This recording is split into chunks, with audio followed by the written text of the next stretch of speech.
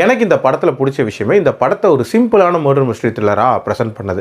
ஸ்டார்டிங்லேயே கொலையா தற்கொலையா அப்படின்ற ஒரு பாயிண்ட் ஆஃப் வியூவில் போகும். அதுக்கப்புறம் பார்த்திங்கன்னா கொஞ்சம் கொஞ்சமாக கிராஜுவலாக நிறைய பேரை வந்து சஸ்பெக்ட்ஸாக இந்த கதைக்குள்ளே கொண்டு வருவாங்க.